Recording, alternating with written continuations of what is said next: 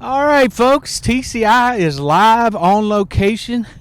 As you can see, Global Life Field. We are out here, JP, nice warm, sunny day in Arlington, Texas. I think we got, about 44 degrees?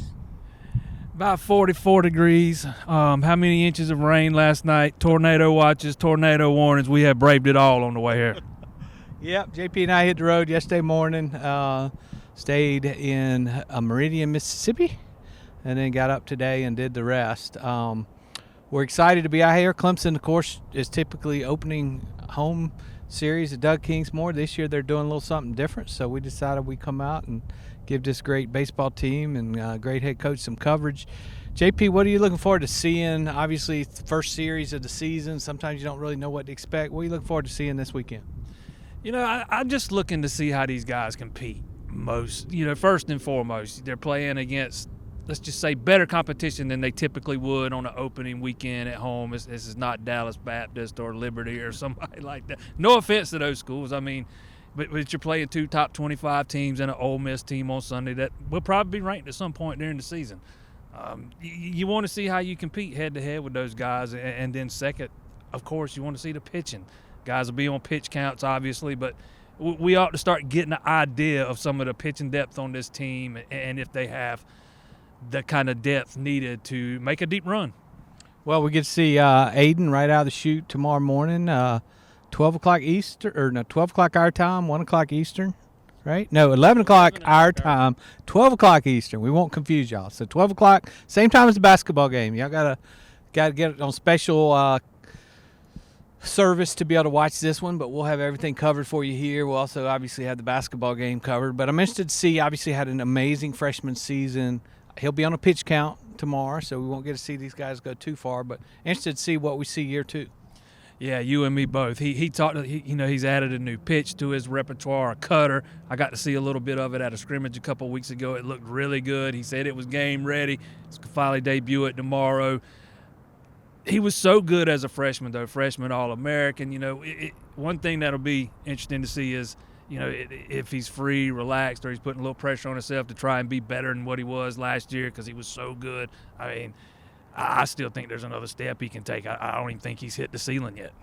Well, and the other big thing, obviously, everybody will be watching is we get to watch a healthy Cam roll out there tomorrow. He likes to be able to throw the ball. I think back at say he's about 85% throwing, but after last season playing so injured and still having an amazing season, can't wait to see what we see from him this weekend. Interesting to see how if he's got a leash on the base pass, right? They didn't let him get much of a lead last year, couldn't steal bases and all that good stuff. That was after a freshman season where he was just as aggressive as all get out on the bases. If they let him go on the bases and he hits the ball the way he's capable of hitting the ball, he's going to set the table for a lot of guys in the middle of that lineup. Well, and of course, Coach Backich will not be able to watch the first two games. I think he's going to be on the radio broadcast a little bit for that. But we'll, of course, catch up with him hopefully several times this weekend and see what we see. Give me one name, somebody that's new to the roster that you're excited to see this weekend. Luke Gaffney, the transfer, killed it in the Big Ten. I think you're going to see him a lot at first base this year, probably some at DH too, but I think he's going to be one of those guys that kind of offset some of that home run production you lost from last season. We've heard Eric Backich say several times he's got to replace 70-something home runs from last year. I think Gaffney's going to be a big catalyst in helping replacing some of that. Well, and if you followed our baseball coverage over the years, you guys know we cover it unlike anybody else. I know there are 2 years in a row where I went to 50 out of 56 games. I will not be doing that this year. We got JP on board now with Will and everybody else. Also, Tuesday night, is that going to be your normal weekly baseball podcast? Thursday. Thursday. We did it on Tuesday to start with because didn't know what we'd be doing out here, and plus most of the time they're playing on Tuesday, so we thought Thursday'd be a good, leading right into the weekend series. Thursday night, 7 o'clock. There you go.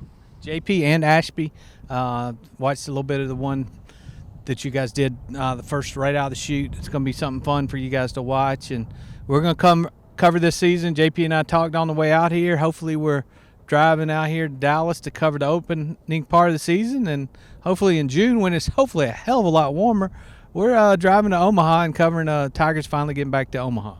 That would be kind of feather on the cap. It's been a long time coming for this program, 2010 to be exact. These fans are starved for another appearance in Omaha. I think they got the right coach in place. I think they got the right pieces. We'll see if they can make it happen.